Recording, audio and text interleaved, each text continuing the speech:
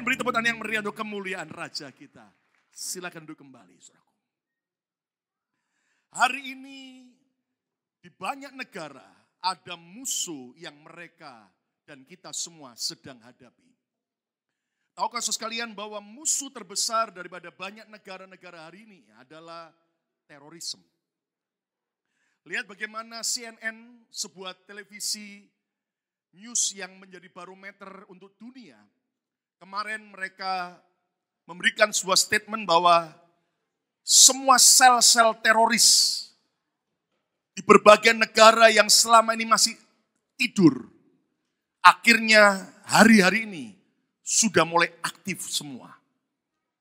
Anda mengerti bagaimana akhirnya begitu banyak negara-negara yang menghadapi teror-teror daripada para teroris ini. Sebelum kita memasuki tahun yang baru ini, lihat bagaimana di Sydney, Australia, di sebuah kafe akhirnya ada peristiwa di mana para teroris menahan sekian banyak orang, menyandra sekian jam, dan akhirnya juga ada korban yang jatuh. Lihat bagaimana hari-hari ini berita memberitakan tentang peristiwa teroris yang terjadi di Prancis, khususnya di kota Paris, saudaraku. Dan Anda mengerti bagaimana akhirnya ada 12 orang, saudaraku, termasuk 2 orang polisi dan 10 wartawan daripada sebuah surat kabar yang akhirnya, saudaraku, mengalami, saudaraku, peristiwa teroris yang mengerikan. Dan bagaimana akhirnya juga ada sebuah toko di mana orang-orang Yahudi biasa berbelanja. Tiba-tiba teroris masuk dan banyak korban juga berjatuhan. Anda ingat juga bagaimana semalam CNN, saudaraku, kami melihat akhirnya menyiarkan kembali sebuah peristiwa nyata yang terjadi tahun 2013 kemarin. Di sebuah kota besar di negara Kenya, yaitu di kota Nairobi, saudaraku. Dan judul daripada saudaraku, pertunjukan itu, saudaraku, atau peristiwa itu adalah Terror in the Mall. Bagaimana sebenarnya, saudaraku, itu adalah hasil daripada rekaman CCTV dari berbagai sudut yang ada di mall tersebut. Dan Anda tahu, saudaraku, akhirnya begitu banyak korban berjatuhan. Lebih daripada 67 orang ditembak dan mati, saudaraku. Bahkan, saudaraku, itu dari semua rekaman, saudaraku. Sampai ada seorang wanita pegawai daripada supermarket itu ditanya, "Are you Christian?" Begitu dia menjawab, "Christian, yes, I'm Christian." Ditembak langsung, dan mati, saudaraku. Dan Anda tahu, saudaraku, bahwa hari-hari ini belum lagi peristiwa ISIS yang terjadi di Suriah dan juga di Irak. Dan mulai menyebar ke banyak negara. Dan saudara sekalian, itulah keadaan. Belum lagi tentang peristiwa jatuhnya Air Asia dan kegoncangan demi kegoncangan yang akan lebih parah lagi yang akan terjadi di mana-mana. Nah, saudaraku, pertanyaannya sekarang, di manakah tempat yang paling aman di dunia ini? Kalau Anda berpikir bahwa Amerika adalah negara yang paling aman, saudara-saudara lihat bahwa negara ini menjadi target utama daripada teroris. Mungkin saudara berkata, "Oh, Eropa, Pak." Lihat bagaimana orang-orang Yahudi dari Prancis, dari Paris, mereka ribuan orang sekarang sedang migrasi keluar dari Paris karena mereka menjadi target utama juga. Mungkin saudara berkata, "Oh, Pak, Afrika, Pak." Afrika lebih parah lagi, saudaraku. "Oh, Asia, Pak." Asia juga ada banyak, saudaraku, kejadian-kejadian yang sangat mengerikan. Dan saya mau beritahu, saudara, tidak ada tempat yang aman di dunia kecuali di dalam hadirat Tuhan. Yang sujud tepuk tangan yang meriah untuk kemuliaan nama Tuhan. Amin, saudara. Saya baca bagaimana Pak Gubernur DKI, Pak Ahok, diwawancarai dan dia ditanya, "Kenapa Bapak begitu berani menegakkan konstitusi bagi negara Indonesia? Bapak tidak takut mati dan sebagainya walaupun Bapak sudah diancam dan menjadi target utama dari kelompok ekstremis." Lalu Pak Ahok berkata bahwa yang membuat saya berani adalah karena saya intim dengan Tuhan. Beliau berkata bahwa setiap pagi jam 4 pagi, di semua kesibukan yang lain, dia bangun pagi-pagi, dia nyembah Tuhan, dia memuji Tuhan, dia merenungkan firman, dan dia berkata, itu adalah waktu yang tidak boleh diganggu oleh siapapun. Dia menyembah Tuhan, dan dia, saudaraku, membangun sebuah keintiman dengan Tuhan. Dan saudaraku, akhirnya dia berkata, dan keintiman dengan Tuhan itulah yang memberikan saya kekuatan, yang memberi saya damai sejahtera. Walaupun saya harus menghadapi berbagai banyak suatu tantangan. Tapi dia berkata bahwa itulah yang membuat saya tetap kuat. Hadirat Tuhan dan keintiman. Tepuk tangan yang meriah untuk kemuliaan nama Tuhan. Amin. Bahkan waktu saya sempat ngobrol langsung dengan beliau di balai kota di Jakarta, saudaraku, beliau berkata, pendeta, kalau saya pun harus mati bagi menegakkan keadilan di negara Indonesia, saya sudah siap mati. Bahkan istri dan anak saya pun, mereka sudah tahu persis, kalau saya harus mati, maka di manakah saya harus dikuburkan. Bahkan tulisan apa yang ada di batu nisan kuburan saya, istri dan anak-anak semua sudah tahu. Lalu saya tanya, tulisannya apa? Pak Ahok berkata, tulisannya adalah, aku telah mengakhiri pertandingan imanku dengan baik. Dan aku telah memelihara garis akhir. Dan sekarang telah tersedia mahkota kehidupan yang Tuhan janjikan. Tepuk tangan yang meriah untuk kemuliaan nama Tuhan. Katakan haleluya, saudaraku. Saudara, menghadapi situasi keadaan seperti hari ini. Kalau engkau takut, kalau engkau kena teror, maka hidupmu akan penuh dengan segala hal yang negatif. Tapi tidak ada pilihan lain supaya saudara dan saya berani menghadapi hidup ini. Anda kuat dan Anda jadi pemenang. Tidak ada pilihan lain. Anda harus senantiasa tinggal dalam hadirat Tuhan. Anda harus senantiasa intim dengan Tuhan. Siapa yang mau intim dengan Tuhan setiap hari? Lambaikan tangan saudara. Tepuk tangan yang meriah untuk kemuliaan nama Tuhan. Katakan haleluya. Katakan haleluya. Berikanlah kepada Tuhan excellent worship, penyembahan terbaik saudara setiap hari. Dan itu akan mengubah semua ketakutan jadi keberanian. Mengubah semua kelemahan jadi kekuatan. Mengubah semua keadaan yang menyedihkan menjadi sukacita. Karena dalam hadirat Tuhan ada kekuatan baru. Ketika saya merenungkan apa yang saya mau sampaikan hari ini, tiba-tiba Tuhan ajari saya. Bagaimana kita bisa memberikan excellent worship kepada Tuhan.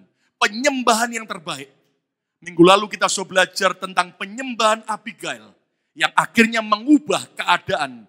Dan sehingga akhirnya dia boleh menjadi permaisuri Raja Daud. Saudara, tapi hari ini Tuhan memberikan sebuah pemahaman. Tuhan melihat begini, saudara. Lihat hambaku.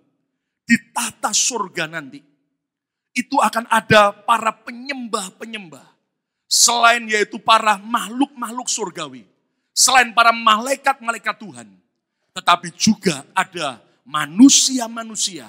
Orang-orang yang jadi penyembah-penyembah terbaik. Hidup mereka akhirnya siang dan malam di surga. Memberikan excellent worship kepadaku setiap hari. Lalu kemudian Tuhan ingatkan saya tentang penglihatan daripada Rasul Yohanes di Pulau Patmos. Dalam kitab Wahyu. Saya beri judul khotbah hari ini adalah penyembahan 24 tua-tua di surga. Penyembahan 24 tua-tua di surga. Mari kita lihat dalam Wahyu pasal yang keempat. Ayat pertama sampai ayat yang keempat terlebih dahulu. Wahyu pasal 4 ayat yang pertama mulai. Rasul Yohanes di Pulau Patmos, dia menuliskan begini. Kemudian daripada itu, aku Yohanes melihat sesungguhnya sebuah pintu terbuka di surga. Saudara harus percaya bahwa sampai hari ini pintu surga masih terbuka. Bicara tentang pintu anugerah masih terbuka. Katakan amin. Tapi ingat satu hari pintu itu akan tertutup rapat. Lihat. Dan suara yang dahulu yang telah kudengar. Yohanes mengenali suara ini adalah suara yang dulu pernah kudengar. Dan Anda harus tahu saudaraku. Siapakah suara ini? Suara Yesus yang dikasihi oleh Yohanes. Lihat bagaimana Alkitab mengatakan, Yohanes ini adalah seorang murid yang intim dengan Tuhan. Bahkan sampai dalam peristiwa, dalam perjamuan dalam perjamuan malam terakhir, saudaraku. Sebelum Yesus ditangkap, Anda tahu bagaimana Alkitab mencatat, Yohanes itu duduk paling dekat dengan Yesus. Bahkan Yohanes bersandar di bahu Yesus. Itu bicara soal sebuah keintiman yang luar biasa. Lihat apa yang terjadi. Yohanes mengenali, inilah suara yang dahulu yang telah kudengar. Suara kekasih jiwaku, Yesus. Berkata kepadaku, seperti bunyi sangkakala. Ya, suara Tuhan itu suara yang dahsyat. Katanya, kata Yesus kepada Yohanes, naiklah kemari. Kata bersama 2, 3, naiklah kemari. Anda tahu ini bicara apa? Tuhan mau buat kita semua juga, saudara dan saya tidak turun, tapi engkau naik next level. Anda dan saya lebih dekat kepada Tuhan. Yang setuju katakan amin. Dan ini juga bicara bahwa tidak lama lagi peristiwa rapture, orang-orang yang percaya yang siap akan naik ke surga dalam peristiwa pengangkatan. Naiklah kemari kata Yesus. Dan aku Yesus akan menunjukkan kepadamu apa yang harus terjadi sesudah ini. Lihat yang kedua. Segera aku Yohanes dikuasai oleh Roh Kudus. Dan lihatlah sebuah tata terdiri di surga. Dan di tata itu duduk seseorang. Anda lihat di gambar itu saudaraku, seorang artis Kristen yang diurapi Tuhan. Tiba-tiba dia dapat pewahyuan, dia menggambarkan, melukiskan seperti apa yang dilihat oleh Yohanes tentang tata Tuhan. Lihat, seorang duduk di tata, itulah Yesus sendiri. Ayat yang ketiga. Dan dia, Yesus yang duduk di tata itu, nampaknya bagaikan permata yaspis. Lihat, permata yaspis adalah berlian sekarang ini, saudaraku. Ini kemilau berlian permata yaspis yang luar biasa. Itulah hadirat Tuhan. Dan permata sardis, sebuah batu permata yang berwarna merah. Itu sesuatu yang sangat luar biasa. Lihat. Dan suatu pelangi, lambang perdamaian. Melingkupi tahta itu, tahta Yesus. Gilang gemilang, bagaikan samrud rupanya. Samrud adalah batu permata berwarna hijau. Dan itu luar biasa. Ayat yang keempat, lihat. Dan sekeliling tahta itu, ada 24 tahta. Di sekeliling daripada tahta Yesus ada 24 tahta. Dan di tahta-tahta itu duduk 24 tua-tua. Kata bersama saya 24 tua-tua. 2, 3. 24 apa? Tua-tua. Yang memakai pakaian putih dan mahkota emas di kepala mereka. Ini bukan makhluk surgawi. Ini adalah 24 tua-tua. Adalah manusia yang akhirnya duduk di tahta di dekat daripada tahta Tuhan. Lompat ayat 9. Perhatikan. Dan setiap kali makhluk-makhluk itu. Siapa makhluk-makhluk ini? Kalau Anda lihat di depan tahta Tuhan ada 4 makhluk surgawi. Ya, itulah serafim. Itu adalah makhluk surgawi dengan wajah singa, wajah lembu, wajah manusia, wajah Raja Wali. Ya, suatu saat mungkin saya akan jelaskan. Itu adalah karakter Kristus sendiri yang harus jadi karakter kita. Keberanian seperti singa dan pengorbanan seperti lembu. Dan juga suatu kesengsaraan seperti anak manusia. Dan juga Raja Wali yang penuh dengan semua keilahian. Nah, lihat apa yang terjadi. Ayat 9, dan setiap kali makhluk-makhluk itu mempersembahkan puji-pujian dan hormat dan ucapan syukur kepada Dia, kepada Yesus yang duduk di atas tahta itu. Dan yang hidup sampai selama-lamanya. Ayat yang ke-10, mari kita baca sama-sama. 2, 3. Maka apa? Tersungkurlah ke-24 tua-tua itu di hadapan Dia yang duduk di atas tahta itu. Terus, dan mereka ngapain saudaraku? Menyembah Dia, menyembah Tuhan yang hidup sampai selama-lamanya. Terus, dan mereka melemparkan mahkotanya di hadapan tahta itu sambil berkata, apa ucapan mereka? Ayat 11 baca sama-sama yuk. 2, 3. Ya Tuhan dan Allah kami, Engkau layak menerima puji-pujian dan hormat dan kuasa. Terus, sebab Engkau telah menciptakan segala sesuatu dan oleh karena kehendak-Mu, apa? Semuanya itu ada dan diciptakan. Yang setuju kehendak Tuhan yang terbaik. Tepuk tangan yang meriah untuk kemuliaan Raja kita. Katakan haleluya. Saudara sekalian, ayat ini mengingatkan kita bahwa hidup di dunia ini hanya sementara. Dan ini merupakan sebuah persiapan untuk menuju kepada kekekalan. Itulah surga atau neraka. Saya berdoa biarlah setiap kita mau menerima Yesus sebagai Tuhan dan Juru Selamat.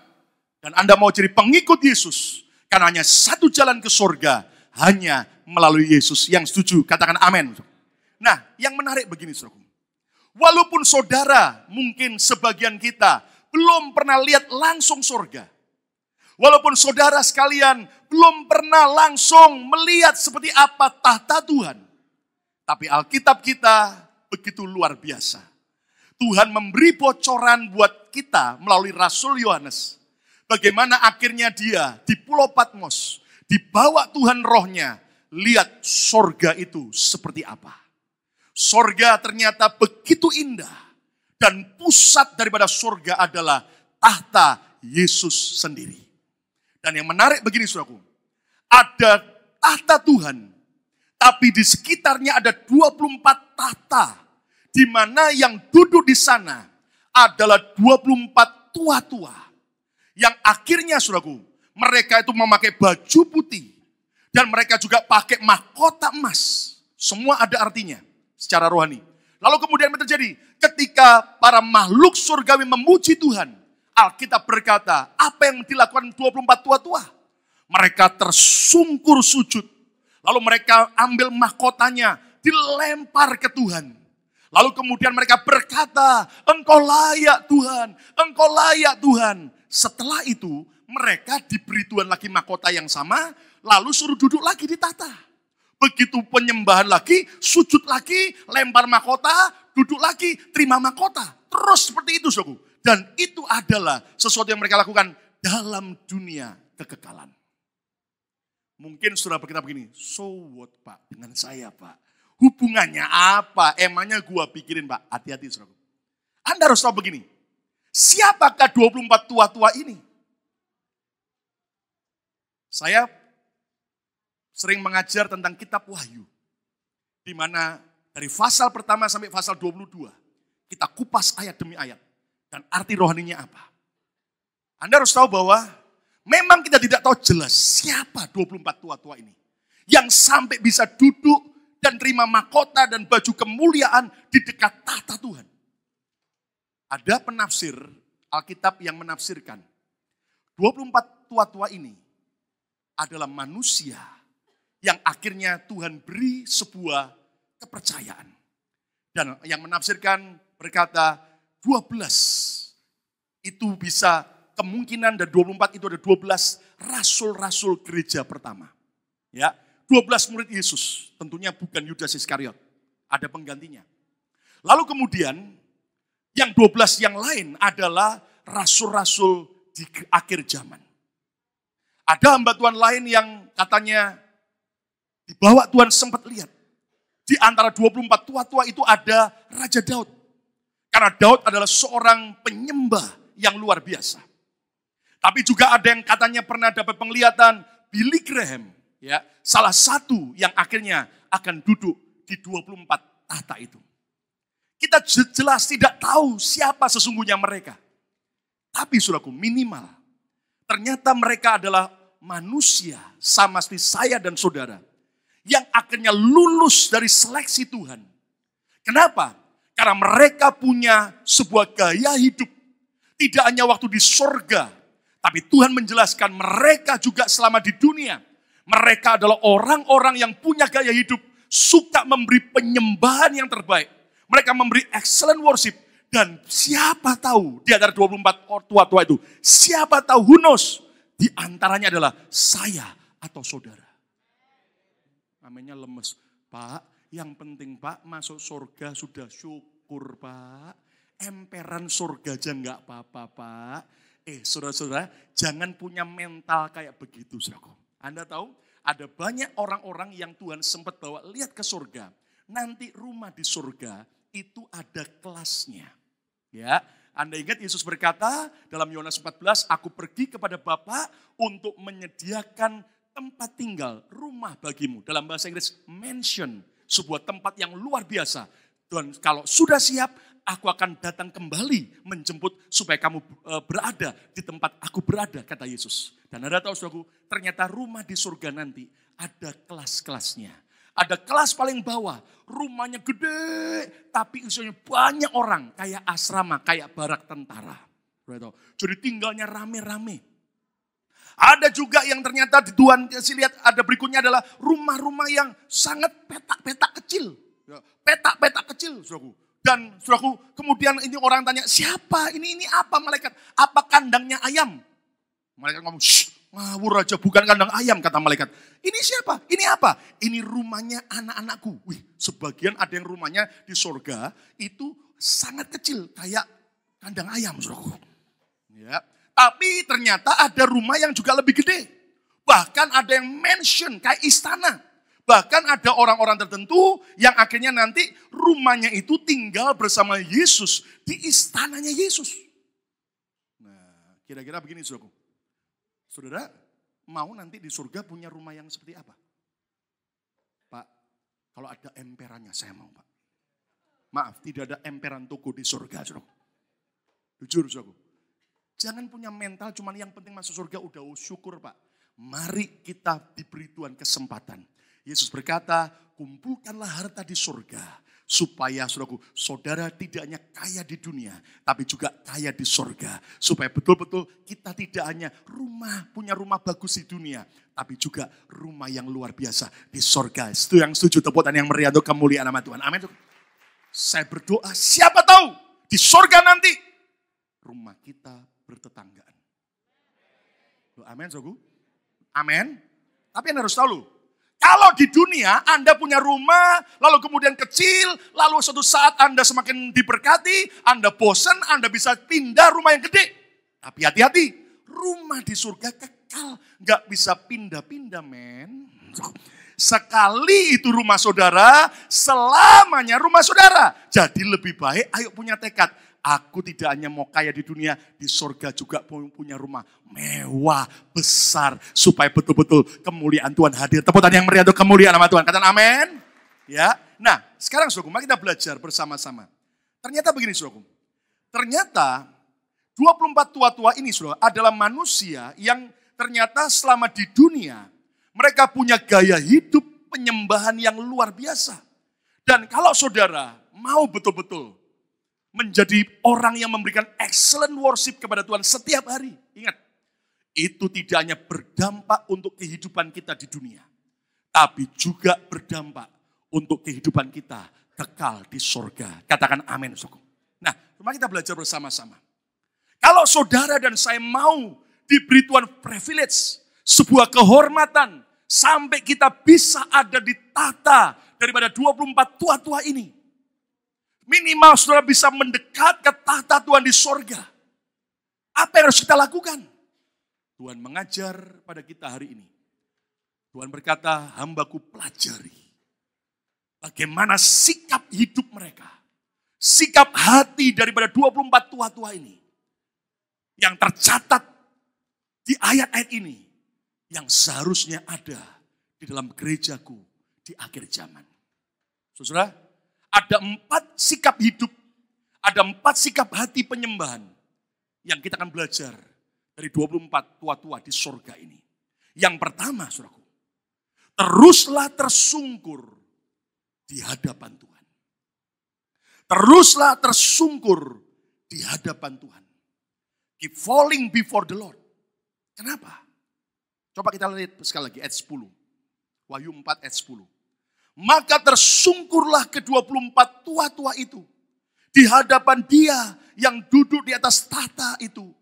Dan mereka menyembah Dia yang hidup sampai selama-lamanya. Kata tersungkur, saudaraku, sebelumnya tidak hanya sekedar sujud, tapi kepala sampai ke tanah. Sampai tiarap. Anda tahu saudaraku, sebetulnya kita ini juga harus tersungkur terus di hadapan Tuhan. Pak, maksudnya apa? Ini tidak hanya soal sikap kita nyembah dengan tersungkur. Tapi saudaraku ini bicara juga tentang sikap hati. Lihat bahwa mereka 24 tua-tua ini bukanlah orang yang membusungkan dada di hadapan Tuhan. Mereka bukanlah orang yang membanggakan dan merasa hebat di hadapan Tuhan. Memang mereka mendapat sebuah kehormatan lebih daripada sekian miliar manusia yang lain yang juga masuk surga. Tapi minimal Anda tahu, mereka tidak pernah merasa sombong. Tapi mereka tersungkur di hadapan Tuhan. Mereka adalah orang-orang yang selalu sadar diri. Kalau saudara mau memberi penyembahan yang excellent pada Tuhan. Mari kita belajar, terus tersungkur di hadapan Tuhan. Alias, saudara dan saya sadar diri, tahu diri, bahwa kita ini hanya diangkat karena anugerah Tuhan. Yang sujud tepuk tangan yang meriah untuk kemuliaan nama Tuhan. Amin. Berapa banyak anak Tuhan hari-hari ini merasa hebat, merasa mampu tanpa Tuhan, merasa bahwa semua yang dia capai adalah karena kepandaian usahanya sendiri. Hati-hati, saudaraku. Belajarlah sikap hati 24 tua-tua yang selalu tersungkur dan sadar diri dari mana Tuhan sudah angkat, dari mana Tuhan sudah pilih. Kenali betapa banyak sebetulnya kelemahan kita, kekurangan kita, kesalahan kita, ketidaksempurnaan kita di hadapan Tuhan. Dan kalau kita harus ujian sebetulnya, nyaris kita nggak lulus. Tapi kita bisa lulus cuman karena dikatrol sama Tuhan. Yang mengerti katakan amin. Yang mengerti katakan amin. Buktinya apa? Lihat, Yesaya seorang nabi besar.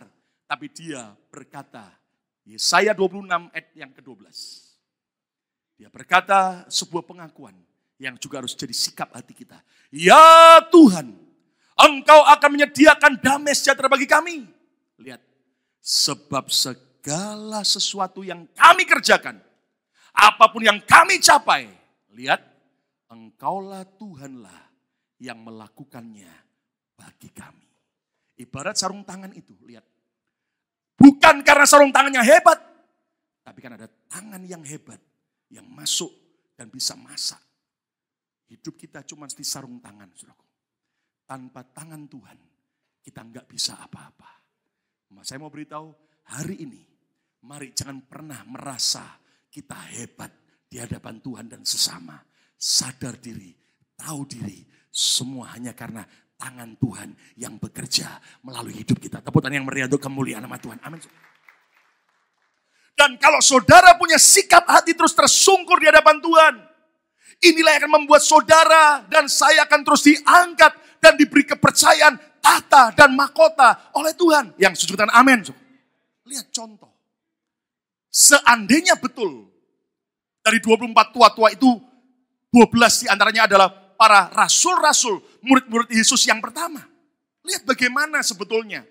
Mereka sadar bahwa mereka itu saudaraku harus tersungkur di kaki Tuhan karena tidak ada satupun yang bisa dibanggakan. Ingat Petrus, dia pernah nyangkal Yesus 3 kali. Siapa Filipus? Dia pernah meragukan Tuhan. Ketika Yesus berkata, beri makan 5.000 laki-laki. Filipus ngomong, Tuhan, duit 200 dinar ini, apa artinya buat orang sebanyak ini? Padahal Tuhan mau lipat gandakan 5 ketur roti dan 2 ekor ikan. Jujur, berapa banyak kita ini kayak Filipus, parah banget. Seringkali kita meragukan Tuhan. Lihat bagaimana Thomas sampai berkata, kalau aku belum taruh jariku ya, ke tangan Yesus yang berlubang paku. Dan ke lambung Yesus, gak percaya dia bangkit. Ternyata Yesus berkata, Thomas, taruhlah tanganmu di jariku dan juga di lambungku. Anda tahu, siapakah Yohanes dan Yakobus? Mereka adalah orang-orang yang pernah berambisi. Bahkan sampai minta maminya datang sama Yesus supaya maminya minta supaya mereka berdua Yohanes dan Yakobus boleh duduk di tahta Tuhan, di dekat Tuhan. Lihat, siapakah murid-murid Yesus yang lain? Mereka pernah lari meninggalkan Yesus pada saat Yesus ditangkap di Taman Getsemani. Bahkan Alkitab berkata, ada satu murid yang muda, yang hari itu saudaraku pakai pakaian yang cuman saudaraku sekedar saudaraku diselimutkan. Karena tentara Romawi menangkap Yesus, dia takut, dia lari saudaraku, dikejar sampai pakaiannya lepas saudaraku. Dan telanjang larinya, ada ayatnya. Siapakah Paulus yang akhirnya diangkat Tuhan menggantikan Yudas Iskariot? Paulus adalah orang yang pernah mengkhianati Yesus, menganiaya dan membunuh banyak murid Tuhan. Jujur saudaraku, dibanding dengan hidup kita, ada banyak ketidaksempurnaan dan kelemahan kita. Itu sebabnya hari ini kalau engkau diberkati, hari ini kalau engkau diangkat Tuhan, tetap ingat dari mana Tuhan angkat kita. Yang sujud tepuk tangan yang meriah untuk kemuliaan nama Tuhan. Ayo lebih meriah. Lebih meriah, katakan haleluya. Kenapa, saudara? Sehebat apapun kita, Yesus mengajar kita apa? Lihat Lukas 17 ayat 10. Demikian jugalah kamu, kata Yesus. Apabila kamu telah melakukan segala sesuatu yang ditugaskan kepadamu. Sampai kita berhasil, hebat, diberkati, kaya, terkenal, lihat. Hendaklah kamu berkata. Ayo baca sama-sama. Yesus ngajar apa? Ngomong apa? 2, 3. Kami adalah hamba-hamba yang apa? Tidak berguna. Kami hanya melakukan apa yang kami harus apa? Lakukan. Lihat. Inilah sikap hati yang terus tersungkur di kaki Tuhan. Dan tidak pernah membusungkan dada di hadapan Tuhan dan sesama. Tepuk tangan yang meriah untuk kemuliaan nama Tuhan. Kalau orang merasa hebat, gajinya sudah besar, kedudukannya luar biasa, kaya raya, lalu dia membusungkan dada. Hati-hati, itu awal kejatuhan. Saudara sekalian, hari ini gereja ini boleh alami anugerah sampai sejauh ini. Sadar, semua hanya karena anugerah. Dan jangan seorang pun berkata, ini karena jasa. Semua hanya karena anugerah Tuhan. Tepuk tangan yang meriah untuk kemuliaan Tuhan. Amin. Satu hari Tuhan ingatkan saya. Hambaku, ya Tuhan. Kamu jangan pernah sombong. Saya kaget, kenapa Tuhan? Lihat, tiba-tiba dalam penyembahan Tuhan kasih saya penglihatan. Sebuah pertandingan sepak bola. Ada begitu banyak penonton. Dan ternyata ada sebuah kesebelasan yang harus bertanding melawan musuh. Dan tiba-tiba Tuhan kasih lihat. Pemain-pemain inti kesebelasan itu adalah para hamba-hamba Tuhan. Yang ternyata suatu tiba-tiba di tengah pertandingan mereka cedera. Pemain intinya ada yang luka. Sehingga akhirnya suatu digotong harus menepi. Dan dalam penglihatan itu tiba-tiba saya lihat saya duduk sebagai pemain cadangan. Tiba-tiba coachnya, pelatihnya berkata, nggak ada pilihan lain. Ayo kamu yang masuk ke lapangan. Dan Anda tahu saudaraku, Tuhan ajari itu hidupmu dan gereja ini. Sebetulnya ada banyak hamba-hambaku yang lain. Yang sempat aku percayai untuk kota ini. Tapi akhirnya cedera. Dan harus minggir. Dan tidak ada pilihan lain. Engkau hanya pemain cadangan yang terakhir yang aku sedang turunkan jadi berkat untuk kota ini. Waktu saya dengar itu, nangis tersungkur. Jujur, jangan ada seorang pun yang membanggakan diri. Semua hanya karena anugerah. Tepuk tangan yang meriah untuk kemuliaan. Sempat saya lihat foto yang sebetulnya tidak boleh beredar ke publik. Tapi ada seorang teman kasih saya. Bagaimana itu sebetulnya foto asli dari para korban Air Asia saat ditemukan. Jujur saudaraku, saya lihat sampai mual. Orang secantik apapun, seganteng apapun, sekaya apapun, sepandai apapun. Anda tahu? Sudah menggelembung semua. Kepalanya pun sudah kayak balon. Mengerikan sekali. Dan Anda tahu saudaraku, Tuhan ingatkan, itu loh. Kalau manusia cuman kayak debu tanah. Apa yang kita bisa sombongkan? Apa yang kita berkata, wah. Jujur saudaraku, semua ini hanya anugerah Tuhan. Tepuk tangan yang meriah untuk kemuliaan. Kata bersama saya hanya anugerah Tuhan. 2, 3. Saya beri contoh lagi. Semua pegang dada masing-masing. Ya, coba rasakan detakan jantung saudara. Masih ada enggak? Rasa enggak? Masih kerasa enggak? Kalau enggak kerasa itu sudah terlalu banyak lemaknya, saudara. Coba rasain dulu. Rasa enggak detakan jantung? Halo? Kerasa enggak? Oke. Kalau sudah kerasa, ya toh, detakan jantung sudah. Coba ngomong. Jantung berhenti. Loh, enggak berani ngomong. Ngomong aja. Nggak usah lama, 2 menit ngomong. Jantung berhenti 2 menit. Udah berani ngomong, coba ngomong. Jantung berhenti 2 menit. Oke, berhenti nggak? Nah, berhenti nggak? Tetap berdetak nggak? Sudah tahu? Jantung kita aja, kita nggak punya kuasa. Berdetak atau berhenti, bukan kuasa saudara. Semua karena Tuhan. Itu sebabnya, kalau nyawa kita aja hanya karena Tuhan. Mari kita selalu tersungkur. Kita berkata, aku nggak bisa hidup tanpa Engkau Tuhan. Apapun yang sudah aku capai, kami cuma hamba-hamba tidak berguna. Kami melakukan semua karena Tuhan. Tepuk tangan yang meriah untuk kemuliaan Tuhan. Yang kedua, saudaraku. Sikap hati penyembahan dari 24 tua-tua tidak hanya terus tersungkur di hadapan Tuhan. Sadar diri, tahu diri. Tapi yang kedua adalah mereka terus melemparkan mahkota di hadapan Tuhan. Aneh sekali. Mereka sudah terima tahta. Dan mereka sudah diberi mahkota kemuliaan. Tapi setiap kali menyembah Tuhan, mereka tidak hanya tersungkur. Tapi mahkota mereka lepas. Mereka lempar kembalikan ke Tuhan. Dan Anda tahu, saudaraku. Nanti setelah mereka kembalikan ke Tuhan. Selesai penyembahan mereka duduk lagi di tahta. Tuhan kasih lagi mahkotanya. Saudara-saudara, terus lemparkan mahkotamu di hadapan Tuhan. Bicara apa? Mereka 24 tua-tua bukanlah orang yang mengejar mahkota. Mereka bukanlah orang-orang yang terobsesi dapat mahkota. Tapi mereka sadar mahkota itu hanya sekedar upah. Bukan sesuatu yang harus dikejar. Anda harus mengerti mahkota gambaran apa? Berkat. Kemuliaan. Semua pencapaian. Keberhasilan. Anda harus tahu. Jangan kejar mahkota. Kejar Tuhan sumber mahkotanya. Engkau akan terus terima mahkota yang luar biasa. Jangan kejar berkat. Tapi kejarlah Tuhan sumber berkat. Mahkota juga bisa bicara tentang apa? Pujian.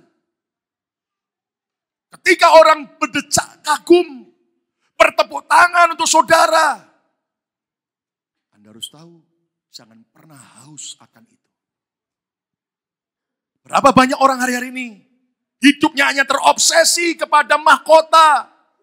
Mereka hanya mau mengejar yang namanya apresiasi, penghargaan, kehormatan. Jabatan yang oke. Hati-hati saudaraku. Kejarlah Tuhan sumber mahkota itu. Kejarlah Yesus sumber berkat. Kita memang butuh berkat. Tapi kalau engkau kejar Yesus sumber berkat tiap hari. Pertama, percayalah hidupmu akan penuh dengan mahkota yang ajaib. Yang dari Tuhan. Tepuk tangan yang meriah untuk kemuliaan nama Tuhan. Amin. Kembalikan kepada Tuhan semua mahkota itu. Itu yang dilakukan oleh para tua-tua itu. Lihat 1 Tesalonika 2 ayat yang ke-6. Paulus berkata apa? Juga tidak pernah kami mencari pujian dari manusia. Apa obsesi saudara? Hanya supaya di Facebook Anda di-like banyak orang? Hati-hati saudaraku. Baik dari kamu maupun dari orang-orang lain. Lihat. Paulus tidak cari pujian dari manusia. Percayalah saudaraku. Saya udah ngalami banyak. Pujian manusia hari ini, besok bisa berubah jadi caci maki. Pujian manusia tidak pernah kekal.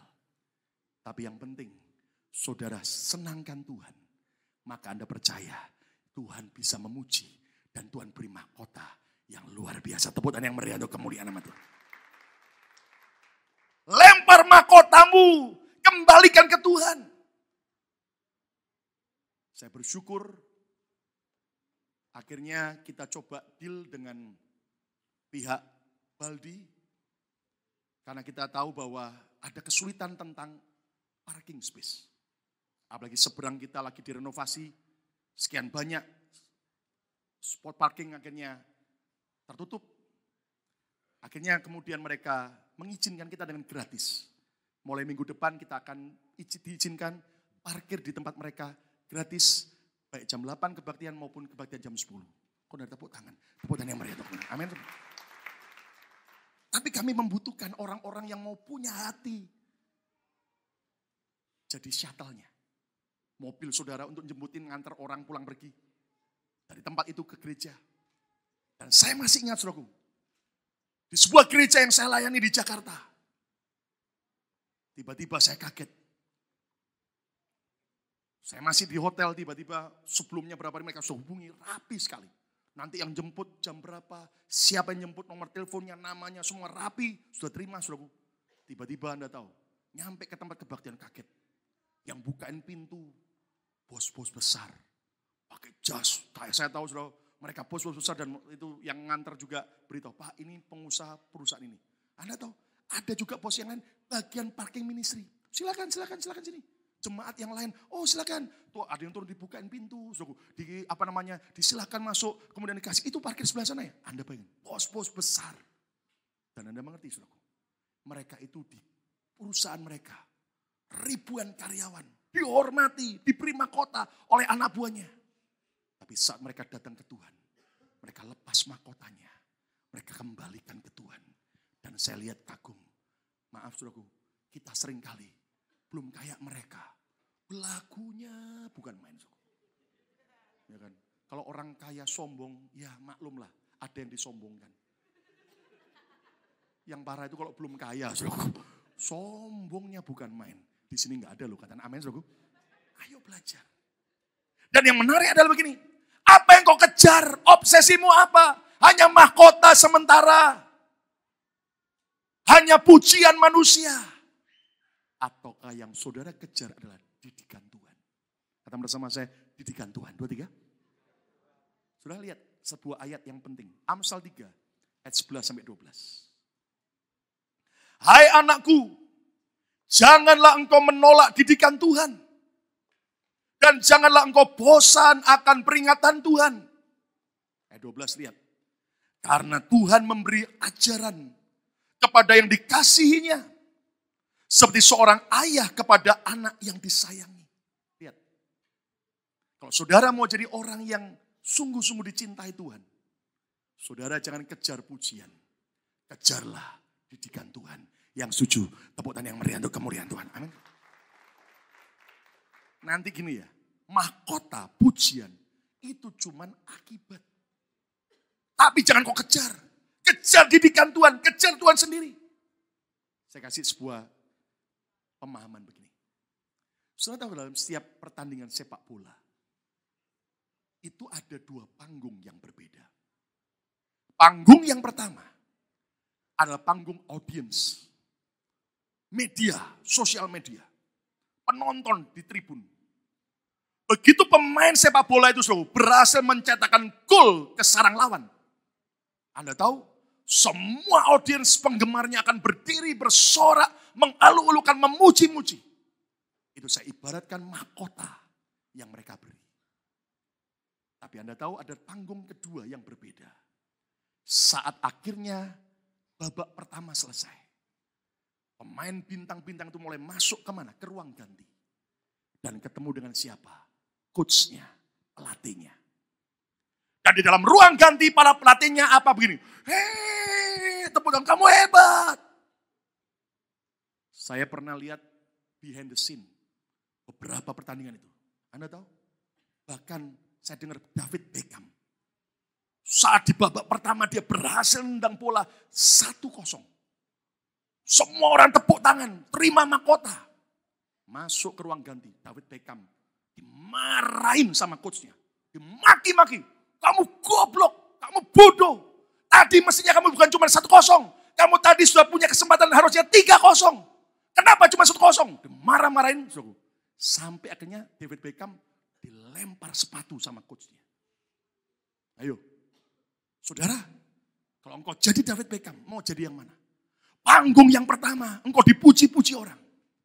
Atau engkau lebih memilih dididik oleh coach saudara. Anda tahu, saudaraku, Mike Tyson, seorang anak dari New York, berandalan, tukang berantem jalanan. Bolak-balik masuk penjara remaja di New York.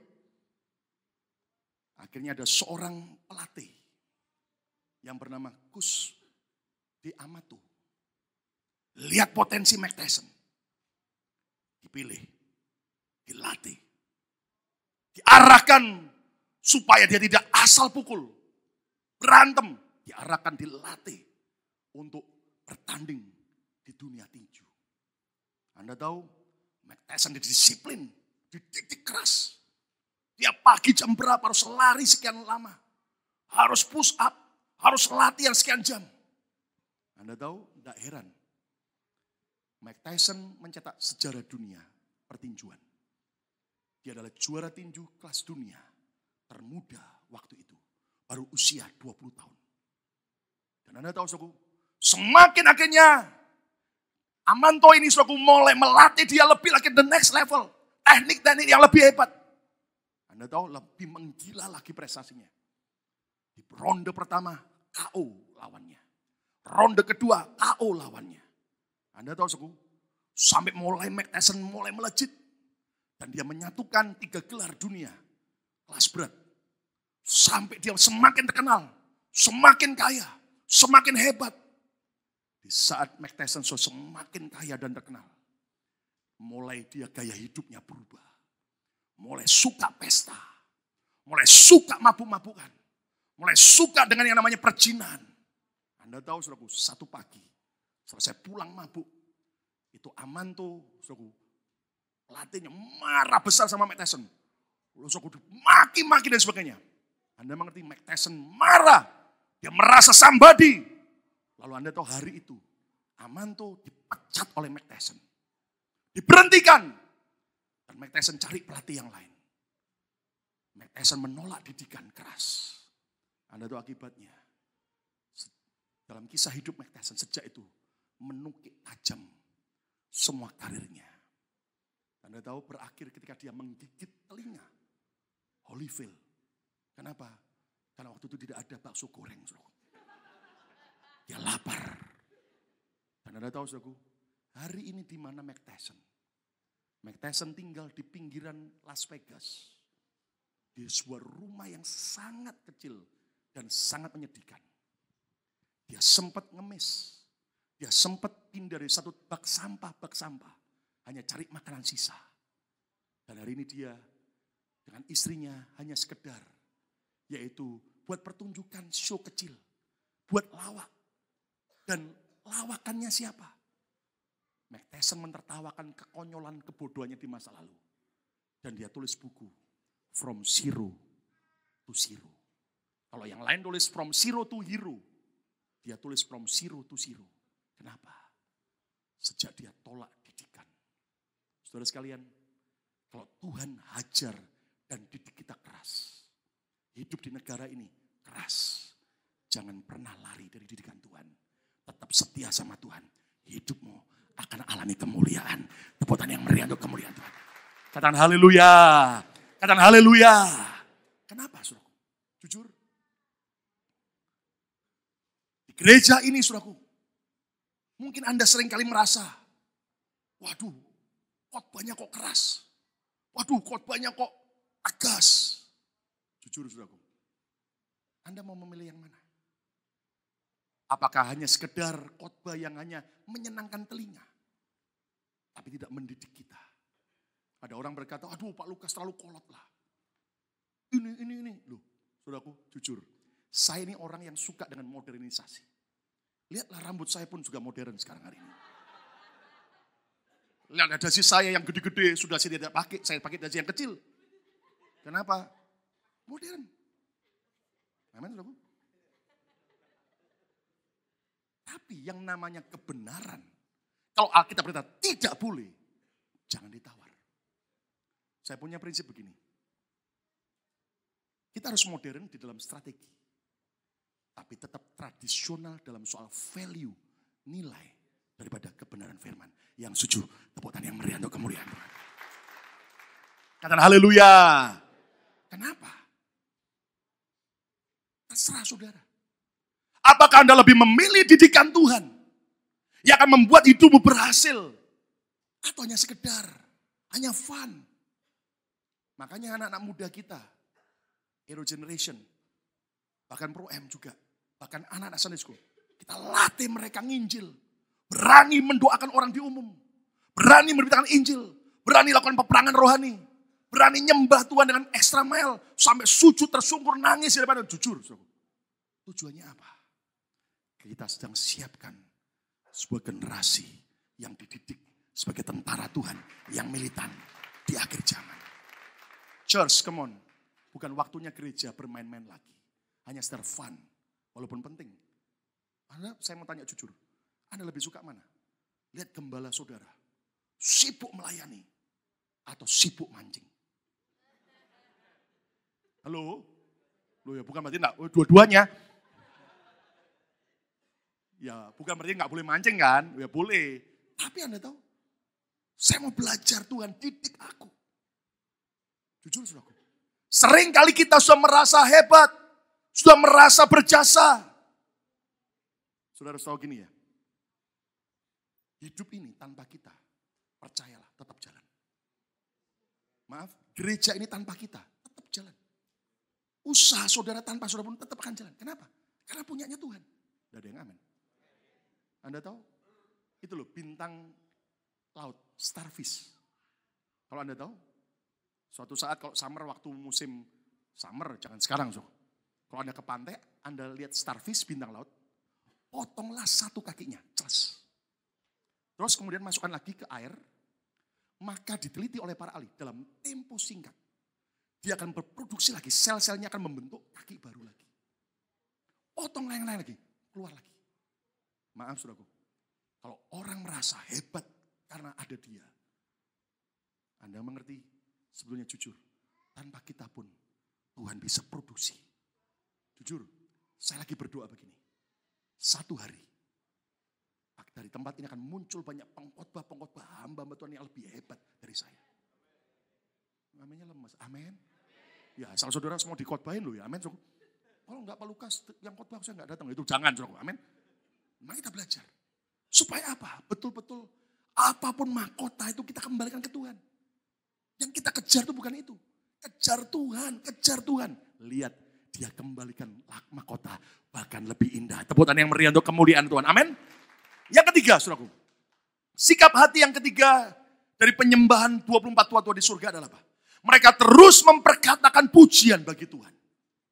Lihat bagaimana tadi kita sudah baca. Mereka berkata, ya Tuhan engkau layak menerima puji-pujian, hormat dan kuasa. Wow, engkau Tuhan yang oleh kehendak-Mu semuanya telah ada dan diciptakan. Lihat, mereka tidak pernah mengucapkan kalimat keluhan. Mereka tidak pernah komplain ke Tuhan. Padahal Anda tahu siapa mereka. Saudara, di antara 12, 24, kalau seandainya betul-betul 12 murid Yesus ada di sana. Anda mengerti bahwa 12 rasul gereja-gereja awal, selama hidupnya sebelum mati, banyak mengalami penganiayaan sampai mati. Seorang sejarawan Yahudi yang bernama Yosebus, dia berkata begini, Matius meninggal dunia karena disiksa dan dibunuh dengan pedang di Ethiopia. Bayangin, murid Tuhan loh. Markus, bukan yang di sini, murid Yesus. Meninggal dunia di Alexandria, Mesir. Setelah badannya diseret hidup-hidup dengan kuda. Melalui jalan-jalan yang penuh batu. Sehingga seluruh kulit tubuhnya hancur dan berdarah. Dan akhirnya dia mati. Kehabisan darah. Lukas, bukan yang ini. Mati digantung di Yunani. Pada saat ia berkhotbah di Yunani. Kepada orang-orang yang belum kenal Tuhan. Yohanes, rasul yang terima kitab Wahyu tadi. Direbus, digoreng hidup-hidup di minyak belanga yang nyala, panas. Tapi karena Tuhan punya rencana lain, masuk. Yohanes tidak luka satu pun di tubuhnya. Tuhan jadikan itu rebusan minyak jadi sauna buat Yohanes. Karena sudah lama dia tidak mandi. Akhirnya dia dikeluarkan. Orang Romawi kaget, kok nggak mati? Luka pun tidak. Dibuang ke Pulau Patmos. Tidak dikasih makan sekian lama. Tapi justru di sana Tuhan pelihara dan dia bisa lihat dan dapatkan kitab Wahyu. Akhirnya dia dibebaskan.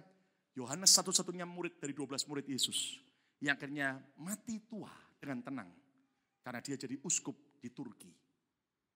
Petrus mati disalib, kepala di bawah, dan dia mau disalib seperti Yesus, dia tidak mau karena dia pernah mengkhianati Yesus. Dia minta disalib di bawah dan salibnya tidak mau seperti Yesus, bentuk X silang.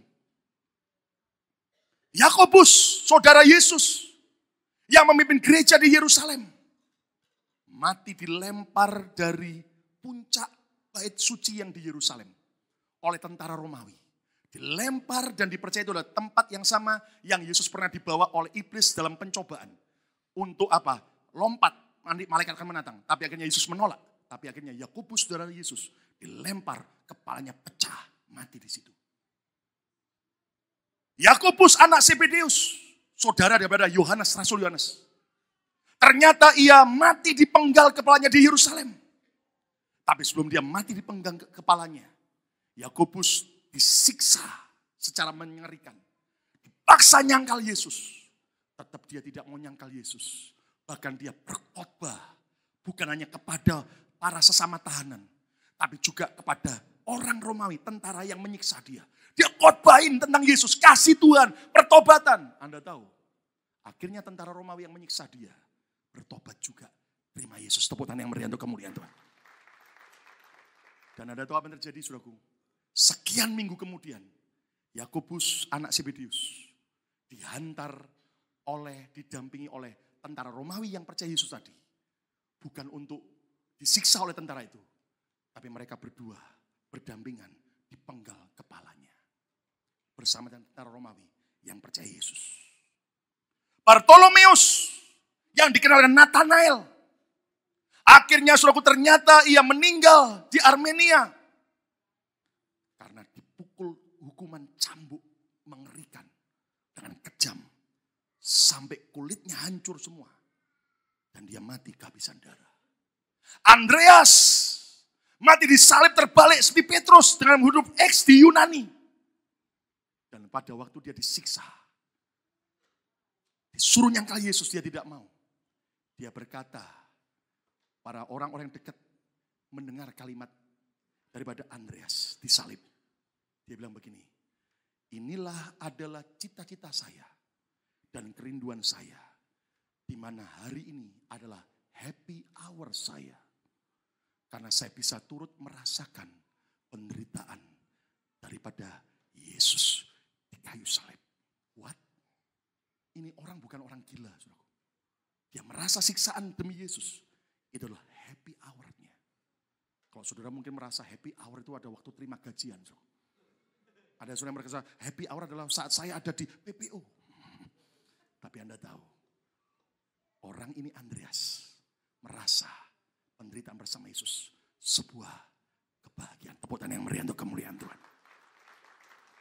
Thomas mati ditusuk tombak di India. Yudas, saudara daripada Yesus, mati kena panah. Matias yang menggantikan Yudas Iskariot, mati dirajam dan penggal kepalanya. Rasul Paulus disiksa dengan kejam dan akhirnya dipenggal kepalanya oleh Kaisar Nero di Roma tahun 67. Jujur saudaraku, aneh ya. Mereka adalah orang-orang yang alami penganiayaan. Matinya mengerikan. Lihat di surga, tidak ada satu kata keluhan. Mereka cuma berkata, Tuhan, Engkau layak semua karena kehendak-Mu.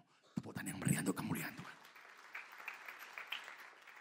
Maaf, kita bagaimana? Jangankan disiksa sama untuk Yesus. Baru diomongin orang. Baru dicuekin orang. Baru dikosipin orang. Enggak, Yesus-Yesusan. Di sini enggak ada. Amin. Baru cuma kena masalah dikit udah ngeluh. Mereka ucap syukur. Lihat Ibrani 13 ayat yang ke-15. Sebab itu marilah kita oleh Dia senantiasa. Ada bersama saya senantiasa. 2, 3. Kurang keras. 2, 3. Arti senantiasa itu apa? Dalam segala keadaan. mempersembahkan korban syukur kepada Allah.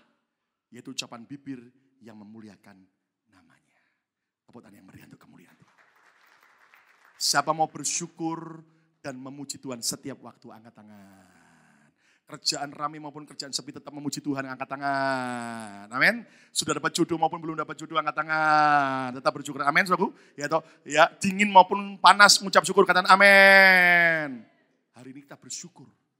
Cuaca di luar minus berapa? 10. Ya kan? Tapi minimal, saudaraku, itu tak membuat saudara terhenti cari Tuhan. Sekian hari yang lalu, saya bicara dengan seorang jemaat kita. Di mana tante, omnya, dan ponakannya. Termasuk korban Air Asia. Dia nangis. Saya tahu hatinya hancur. Dia bilang begini, Pak, kalau Tuhan baik, kenapa? Keluarga saya itu matinya tragis. Kenapa? Jujur, saya mau jawab apa? Saya cuma arahkan hati ke Tuhan. Tuhan, ngomong apa? Tiba-tiba Tuhan ingatkan kematian 12 Rasul Yesus. Saya bilang, maaf ya.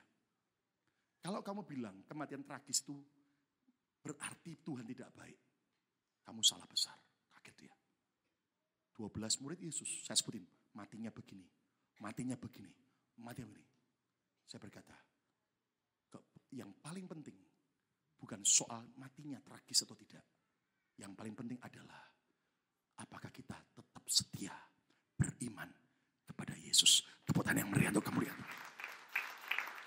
Katakan amin. Ayo, jujur. Kalau saudara tiba-tiba ditanya begitu, are you Christian? Or agama lain? Sudah jawab apa? Agama A. Bayangin, itu Anda lihat di CNN. Live dari CCTV. Mereka akhirnya buat semacam film, dokumentari. Wanita itu bisa berkata, I'm agama lain. Dia bilang, I'm Christian. Dengan bangga. I'm Christian. Hormati. Jujur, maaf ya, kita ini cengengnya bukan main.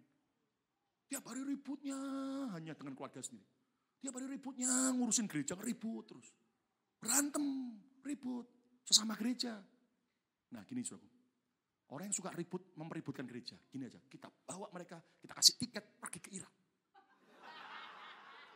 Kita serahkan kepada ISIS. Baru tahu rasa. Makanya jangan ributin tentang yang lain. Mari fokus, cari jiwa, menangkan jiwa-jiwa untuk kemuliaan nama Tuhan. Katakan amin. Yang keempat, saudaraku, yang terakhir. Sikap hati penyembahan dari 24 tua-tua di surga adalah apa? Mereka juga terus mempergunakan tahta dan mahkota dengan benar di hadapan Tuhan.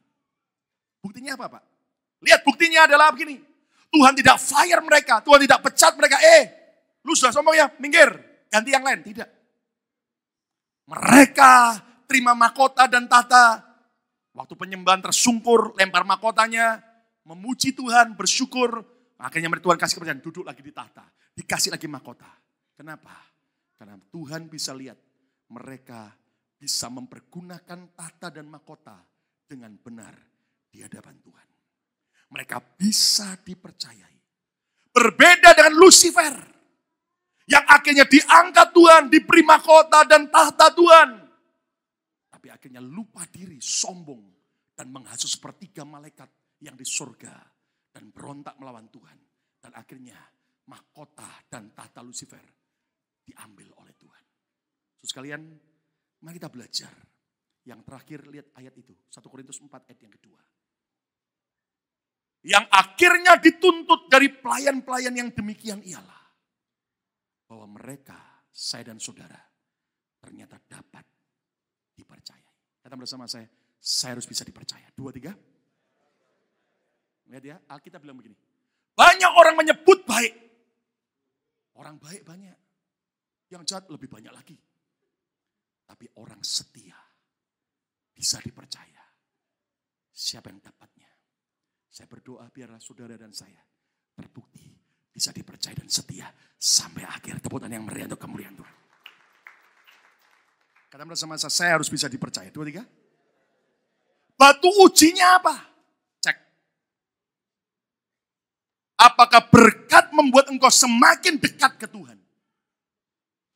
Ataukah berkat semakin menjauhkan engkau dari Tuhan? Maaf saudaraku, lihat ya. Approval kita, apakah hidup kita berkenan sama Tuhan? Bukan cuma soal kesuksesan. Maaf, ada orang dengan sombongnya begini. Lihat saya nggak ke gereja, saya kaya. Lihat saya nggak ke gereja, saya semakin berhasil. Lihat. No. Anda harus tahu. Kalau Anda cuma berpikir bahwa kekayaan merupakan keberhasilan cuma approval. No. Anda salah besar. Berkat bisa merupakan sesuatu yang menjerumuskan kita. Batu ujinya apa? Ketika engkau diberkati, semakin dekat ke Tuhan enggak? Atau semakin diberkati, tambah haleluya sama Tuhan. So, kok enggak pernah ke gereja lagi? Aduh, sibuk. Kemana? Jalan-jalan. So, family time, hati-hati. So. Bukannya tidak perlu family time. Jangan pernah berkat menjauhkan engkau dari Tuhan. Apakah berkat mengikat kita? Ataukah berkat tetap kita rela lepaskan kalau Tuhan minta? Lihat Abraham, berkat Ishak yang dicintai tetap dia serahkan saat Tuhan minta. Apakah berkat kita gunakan untuk kepentingan Tuhan? Ataukah hanya untuk kepentingan diri kita sendiri? Saudara sekalian, Yudas Iskariot gagal dipercaya. Dan akhirnya jabatan itu dialihkan ke orang lain. Karena tidak bisa dipercaya sampai akhir. Jujur saudaraku, saya bersyukur saudara dan saya adalah orang-orang yang terus cinta Tuhan. Katakan amin. Dan oleh anugerah Tuhan, minggu kemarin untuk loan gereja kita sudah tambahkan 50.000 US dollar. Ya. Amin. Dan sampai tanggal ini, utang gereja kita untuk gedung ini hanya sisa tidak sampai 70.000 US dollar. Akhir bulan ini lunas dalam nama Yesus. Katakan amin. Katakan amin. Jujur saudaraku, saya sadar ini kepercayaan Tuhan. Ada orang yang mungkin bilang, wah Pak Lukas cuma mau memperkaya diri sendiri. Oh memang saya kaya. Saudara juga orang kaya. Loh amin saudaraku. Tapi jujur saudaraku, hidup ini mau cari apa sih? Mau kaya seperti apa? Oh, terakhir 2 kali 1 men. Betul? Simpel aja gini loh. Kalau orang ada ngomong gitu, loh keuangan gereja kita terbuka kok. Gedung ini juga nama gereja. Dan simpel gini, lihat hampir 13 tahun. Ya nanti mari kita ulang tahun ke-13. Lihat dari awal, saya tahu saya harus bisa dipercaya. Dan ada tahu, bukti wujudnya adalah gedung ini. 5,5 M. 5,5 juta US dollar. Semuanya adalah kita bertanggungjawabkan untuk kemuliaan Tuhan. Tepuk tangan yang meriah untuk kemuliaan Tuhan. Amin. Nah, ada yang mungkin berpikir ini, kalau sudah lunas Pak, apa yang aku harus lakukan? Apa sudah pikir saya mau kemudian berfoya-foya? Kita beli helikopter, turun dari atas. Jujur, masih ada the next project yang Tuhan sudah beritahu. Beberapa orang doa, dapat mimpi. Ternyata mereka lihat gedung kita nih nanti lebih gede daripada sekarang. Kayak stadion katanya. Amin. Dan saudaraku, mari kita akan gunakan. Setelah gedung ini lunas, kita akan lebih lagi melayani orang miskin.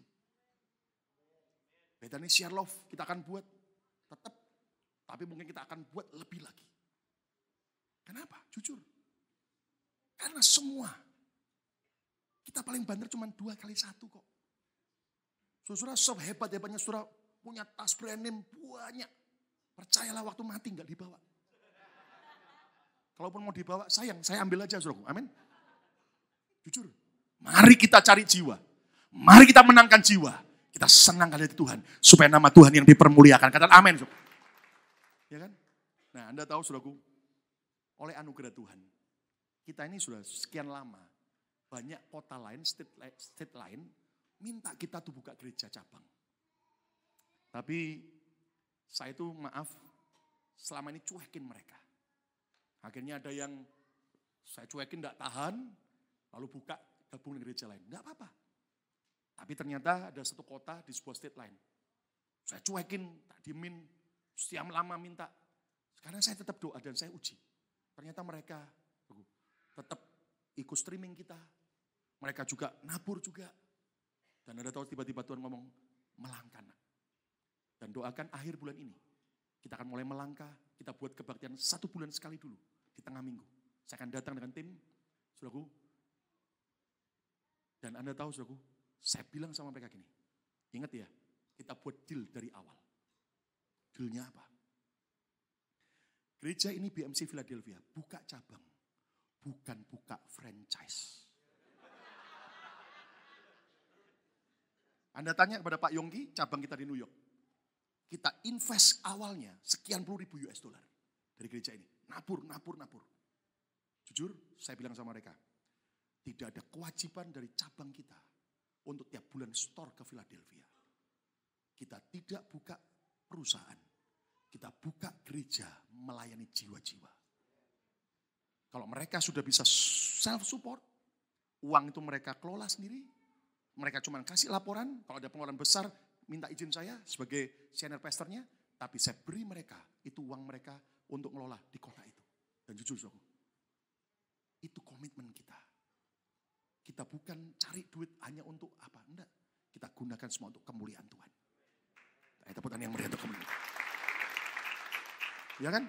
Ada yang harus minimal 10% tiap bulan store. No. Gitu.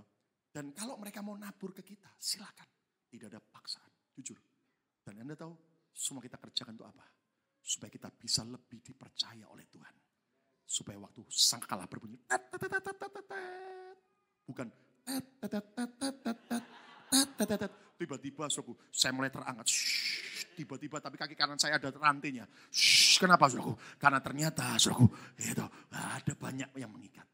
Pastikan tidak ada yang mengikat hatimu lagi. Berkat tenaran apapun, nggak ada yang mengikat. Semua berasal dari Dia, hanya oleh Dia, untuk Dialah segala pujian, kemuliaan. Katakan amin, saudaraku. Saudara, kesimpulannya apa? Teladanilah sikap hati penyembahan dari 24 tua-tua di surga. Jika kita mau memiliki excellent worship. Teruslah tersungkur di hadapan Tuhan. Teruslah sadar diri. Jangan pernah membusungkan dada di hadapan Tuhan dan sesama. Teruslah melempar mahkota di hadapan Tuhan. Untuk kita terus kejar didikan Tuhan. Dan bukan pujian atau berkat. Terus berkatakan pujian bagi Tuhan. Jangan pernah ada sungut-sungut, komplain, marah sama Tuhan. Tidak. Dan terus pergunakan tahta dan mahkota dengan benar di hadapan Tuhan. The year of excellence. Percaya tahun ini, hidupmu akan diangkat Tuhan. Kalau engkau beri excellent worship untuk Tuhan. Tepuk tangan yang meriah untuk kemuliaan Tuhan. Amin.